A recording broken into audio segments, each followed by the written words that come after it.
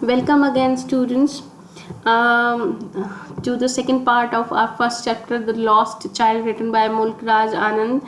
We have up to here read in first session. We read up to the child's visit to a fair. As soon as he entered in the fair, he wanted to buy sweets. Then he wanted to have some balloons, and then the third thing was, what was the third thing, if you remember?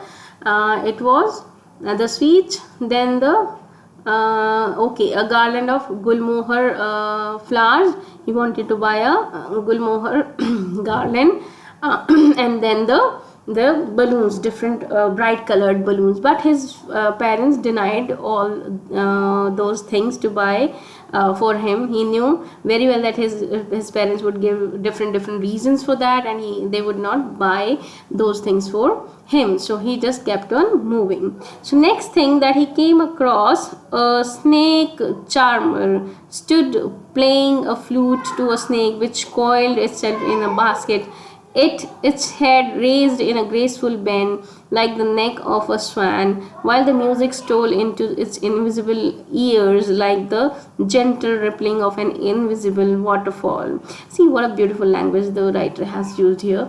The snake charmer stood playing a flute, means the snake charmer was playing the flute to a snake which coiled. It was coiled. Have you seen a mosquito coil, children? No, in a circular manner it has been built up. So coiled is in the same manner, means rounded up. It has rounded up itself in a basket. Who has rounded up? The snake.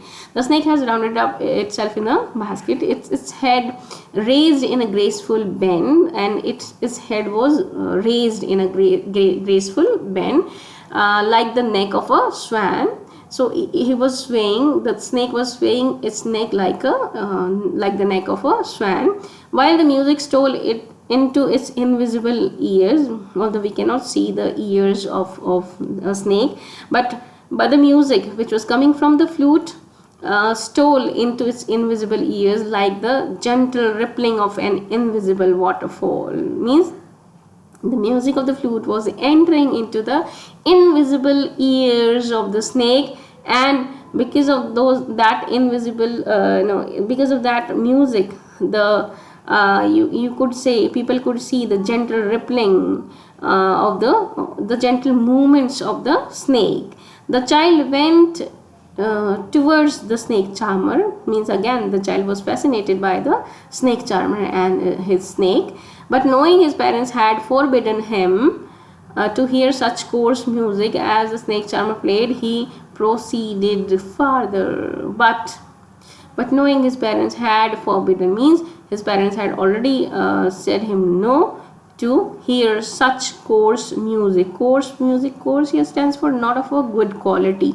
Coarse stands for not of a good quality, of a bad quality.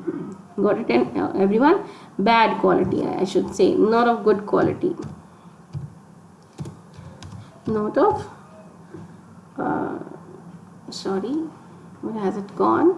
Okay, let's write it here. Let me select the typing tool.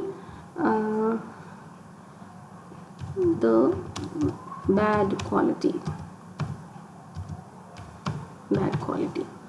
As the snake charmer played, he proceeded means moved, farther means ahead means far from that, far from the snake charmer. Next is, there was a roundabout in full swing. Next thing he came across, the roundabout in full swing. It was just a swing in round shape. Men, women and children carried away in the whirling motion in a round motion, shrieked, screamed, cried with dizzy laughter. See here, there was again, after the snake charmer, what did he come across? He came across a roundabout. It was a kind of you can say swing. So when he came across that roundabout, that swing, he saw that people, all the people, all sorts of people, all aged, all group all age group people, men, women, child, everything, everyone, they were all sitting there in the swing, and they were all enjoying the ride, and they were all shrieking means no, screaming, shouting, cried with dizzy laughter means the laughter that dizzy is when you swing in a round motion, in a spinning motion, you tend to you think that you will definitely lose your control, you definitely lose your balance, so it creates a sensation in your body. So this is dizzy here stands for, you can say, a sensational laughter. Dizzy stands for which creates a sensational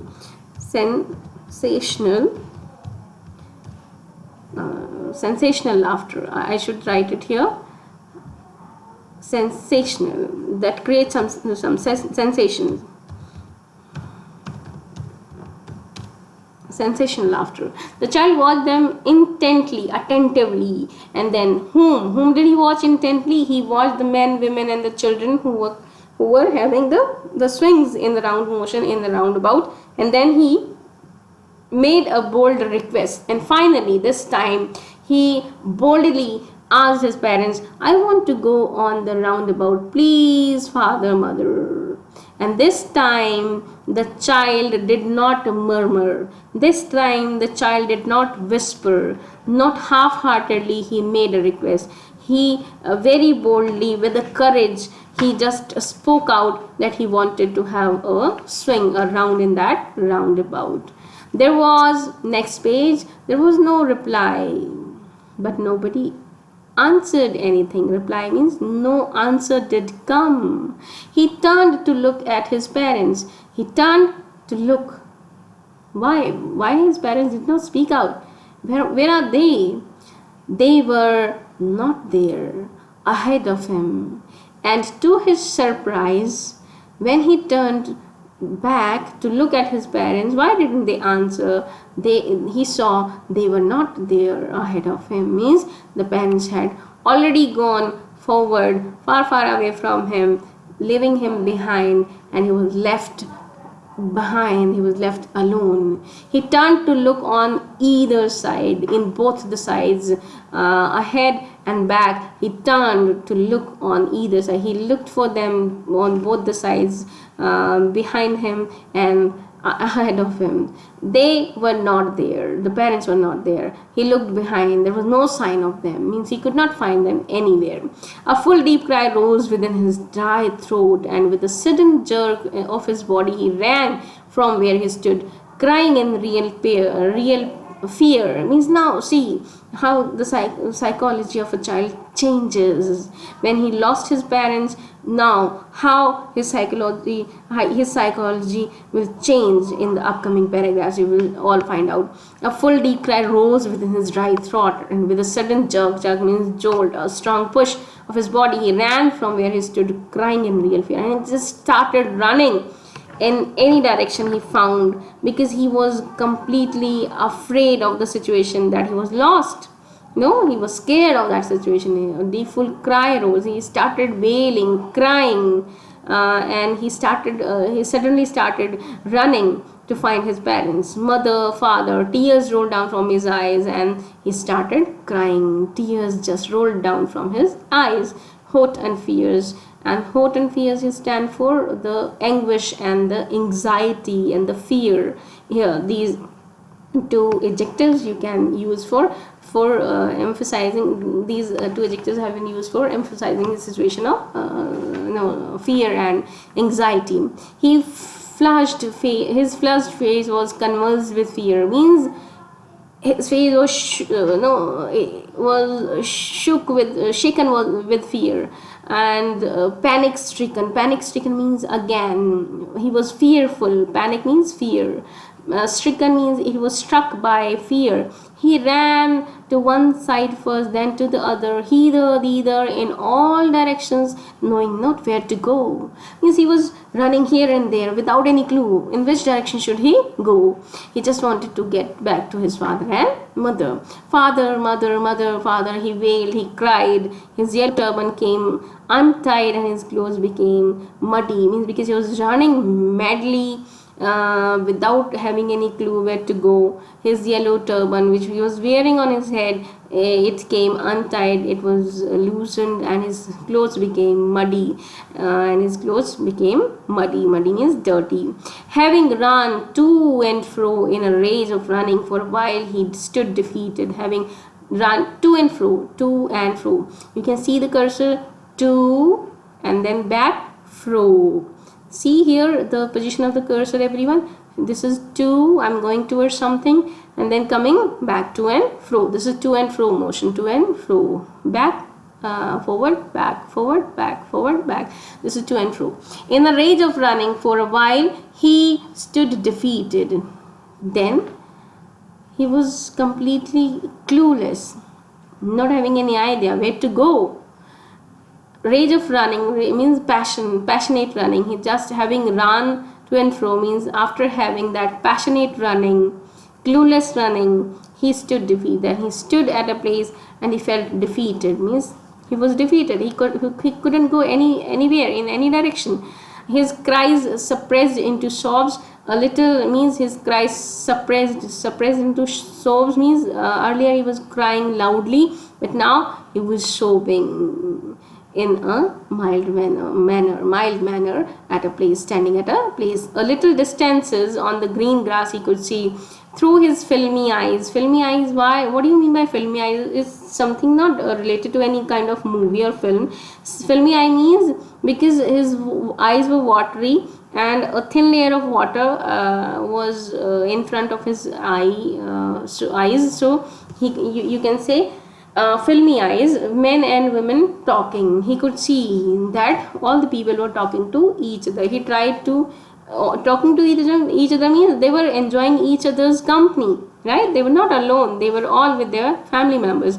He tried to look intently among the patches of the bright yellow clothes, but there were no sign of his father and mother among these people, who seemed to laugh and talk just for the sake of laughing and talking. He tried to look intently means with an intention among the patches of the bright yellow clothes. Means people had worn bright yellow clothes, and he was searching for his parents among those bright yellow clothed people, but there was no sign of his father and mother among these people. But he could not find his father and mother, who seemed to laugh. Who seemed to laugh means these people, the people who had come to the fair. They seemed to laugh and talk just for the sake of laughing and talk. Means they were, of course, people come to a fair or for a tourist place for the sake of you can say enjoyment. So the people were enjoying each other's company and the fair.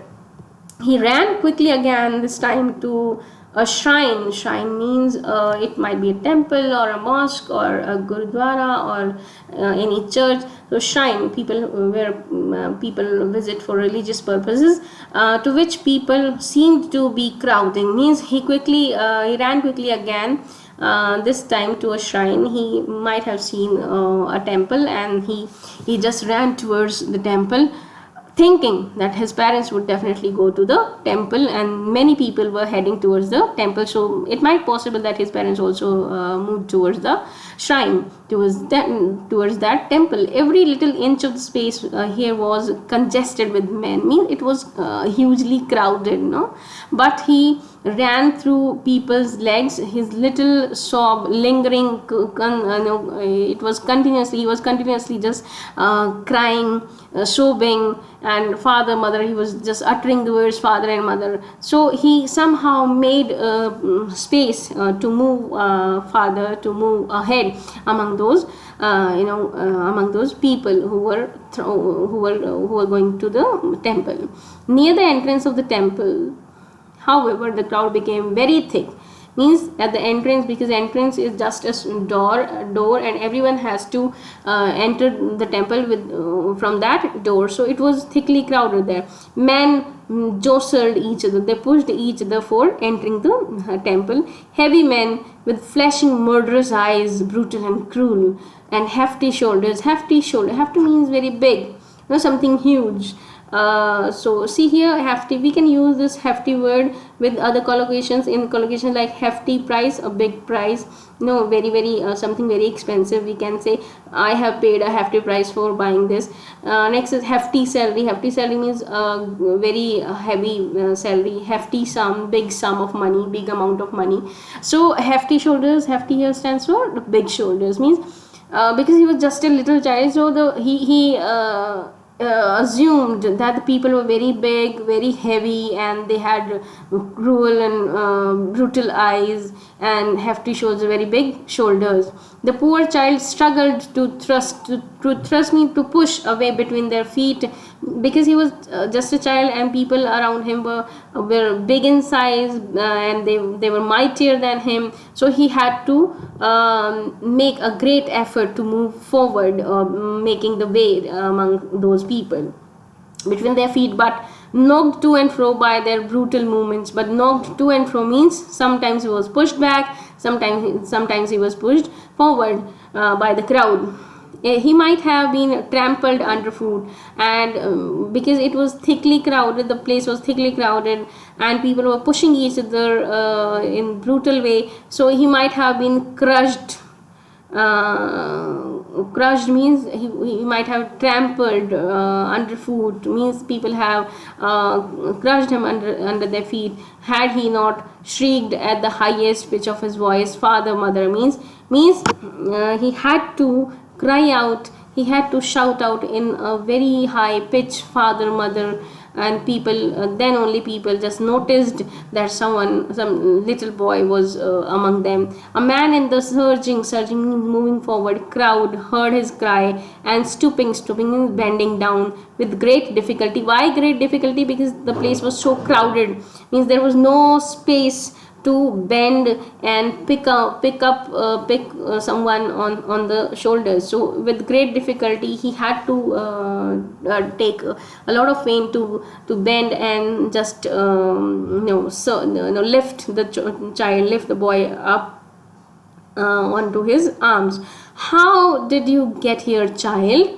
Whose baby are you? The man asked as he steered clear of the mass to avoid the mass. Mass means the crowd.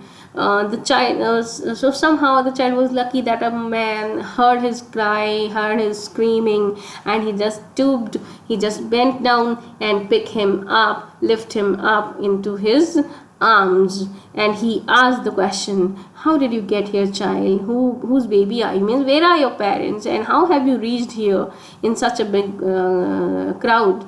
The child wept more bitterly than ever now and only cried, I want my mother and I want my father. So the child couldn't answer the question of the person, and he just started crying with a higher tone. Now, I want my mother, I want my father. The man tried to soothe him and pacify him by quietening him, tried to quieten him by taking him to the roundabout. Will you have a ride on the horse? He gently asked as he approached the ring. The child so tore into thousand shrill sobs, and he only shouted, I want my mother, I want my father. So this is here the child was separated from his parents. He wanted to have a ride in the roundabout, but he was denied.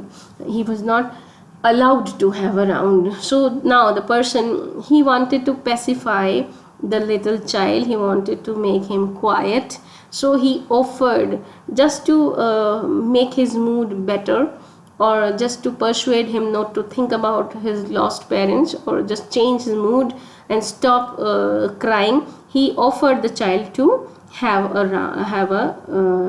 swing and roundabout, but the child could not be pacified. He just kept on shrieking. He just kept on screaming and kept on wanting his father and his mother. He just kept on saying, I want my father, I want my mother.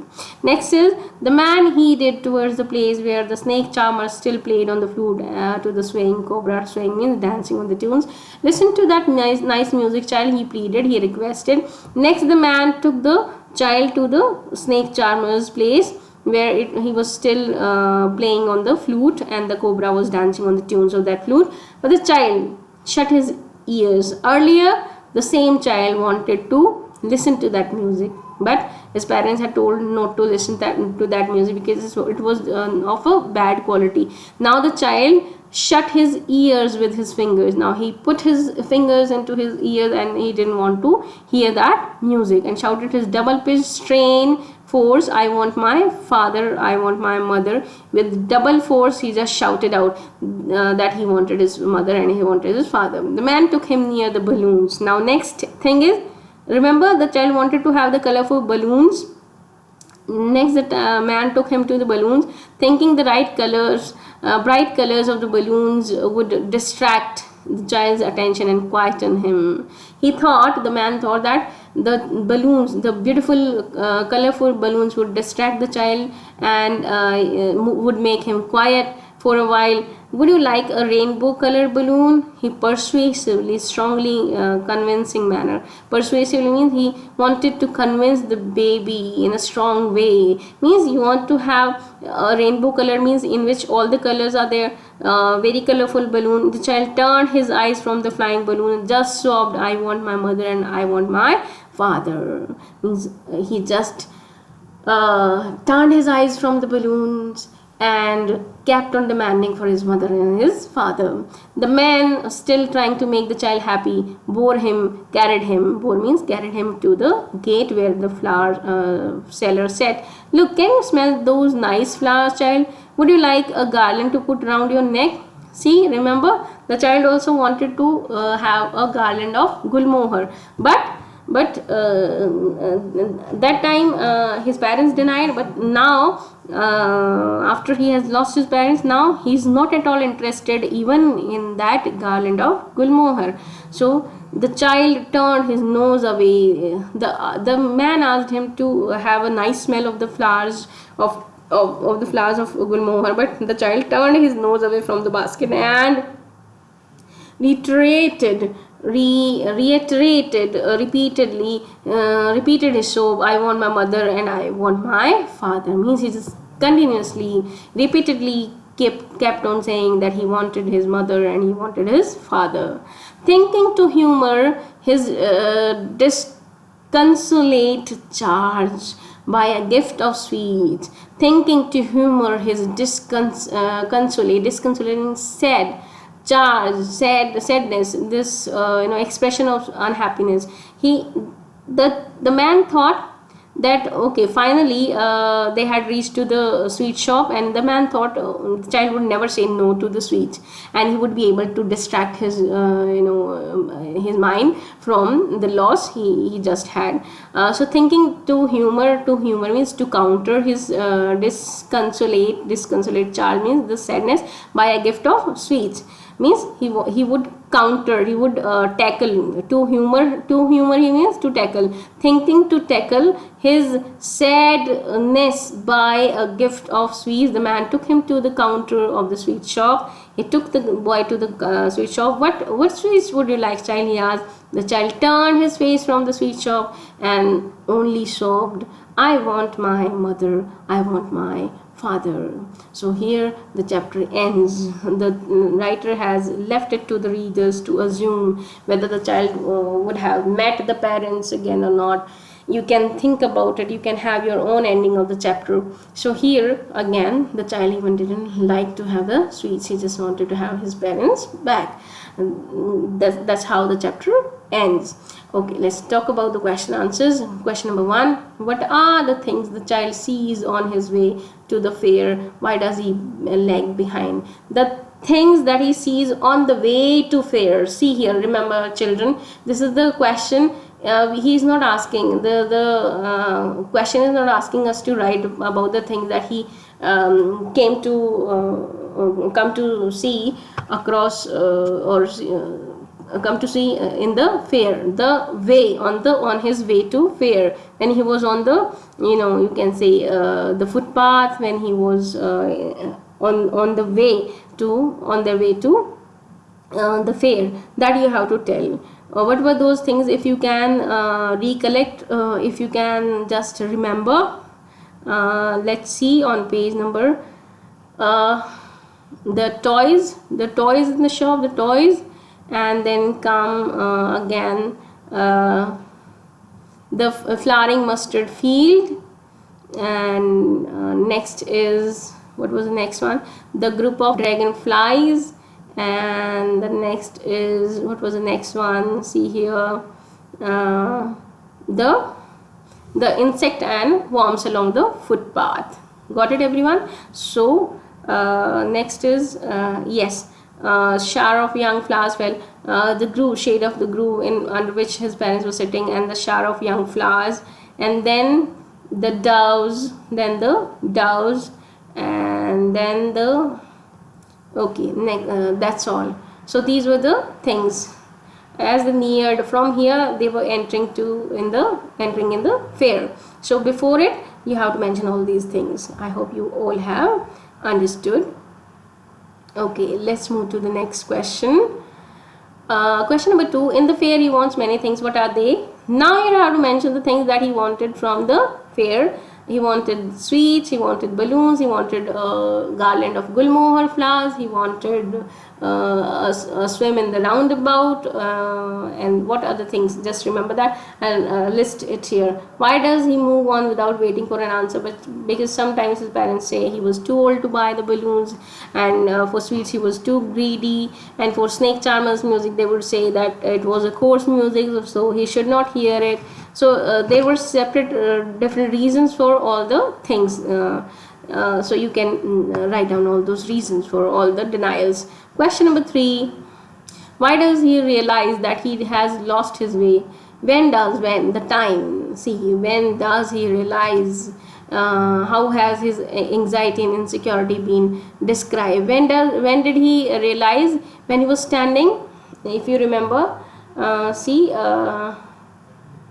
when he was, yes, near the roundabout. He wanted to have a round in the roundabout, and when he asked his parents to permit him, when he turned back, he found no one there, right? So he realized near the roundabout, when he wanted to have a ride in the roundabout, but he didn't get any answer, and he found that his parents had already gone. How have his anxiety and insecurity been described? You can say repeatedly he is calling out, I want my mother, I want my father, turning his gaze from the flowers, or turning his nose from the flowers, putting his fingers into his ears when the person took him to the snake charmers place. So all these expressions you can describe here. Question number 4. Why does the lost child lose interest in the things that he had wanted earlier? Why does the lost child lose interest? Because he had lost his parents. Because he was afraid of the situation. What would happen if he had not his parents back? So that's why he lost the interest in all the other things. Means his true happiness, happiness, or you can say his true wealth was his parents, not the toys or the sweets or the balloons or something else. What do you think happens in the end? Does the child find his parents? So this is up to you. How do you want to end the story? What end would you like to have? You can write, no, the child didn't find his parents, and the person who had found him in the fair, he just brought him up and he adopted him as his son. Or the other way around, yes, the person tried to find out his parents by making announcements from the temple's loudspeaker, and his parents just heard the announcement and they got him back. So this is up to you, how you want to end the story.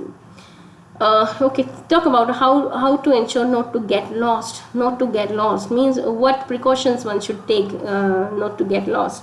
one should remember one's address and phone number and the parents' name, of course, and the area they live in, that the address of that. And whenever we go out for a picnic or for for the outing, we must have some precautions.